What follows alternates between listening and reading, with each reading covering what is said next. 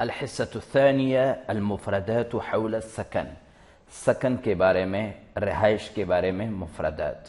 بلد سب سے پہلا ہمارا وہ ملک ہے، ملک میں ہم رہتے۔ بلد جمع اس کی بلاد ہے، ملک۔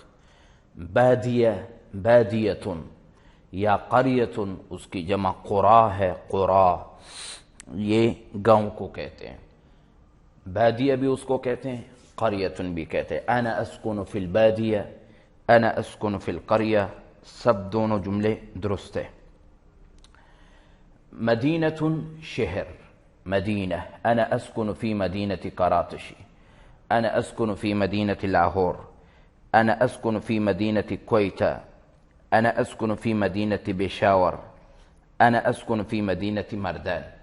عاصمہ دار الخلافہ، آپ کہتے ہیں عاصمۃ بلدنا اسلام آباد۔ اقلیم جمع اس کی اقالیم ہے، صوبہ۔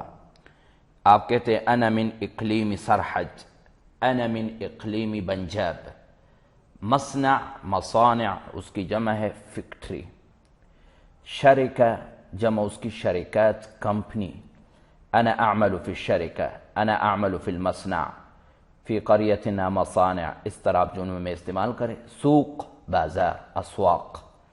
حدیقۃ الحیوانات چڑیا گھر۔ منتزہ پارک، منتزہ۔ نحن ذهبنا الى منتزہ، ہم پارک گئے۔ بیت گھر، شقہ فلیٹ، قصر محل، غرفہ کمرہ۔ غرفۃ النوم سونے کا کمرہ، غرفۃ الجلوس بیٹھنے کا کمرہ، بیٹھک۔ غرفۃ الضیوف مہمان خانہ۔ مطبخ باورچی خانہ۔ ممر رواق، دونوں کہتے ہیں برآمدے کو، ممر رواق برآمدہ۔ مرحاض حمام، مرحاض واش روم، حمام غسلخانہ۔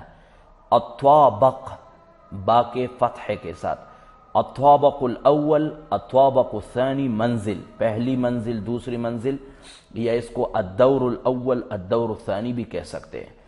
سریر پلنگ، سرائر، سریر سرائر، پلنگ چارپائی۔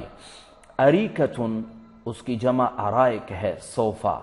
ہمارے کمروں میں اریک ہے، ارائک ہوتے ہیں، اس کو عربی میں ارائک۔